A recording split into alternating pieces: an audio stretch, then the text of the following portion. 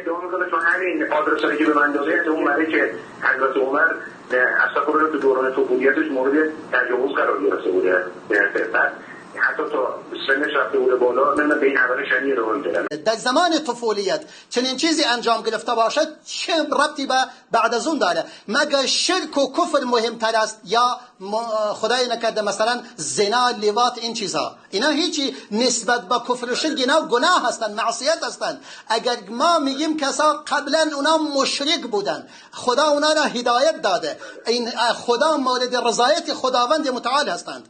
شما قبول دارید که ابو عمر بن خطاب یکی از سابقین اولین است و یکی از سابقین مهاجرین است و خود مورد رضایت خداست؟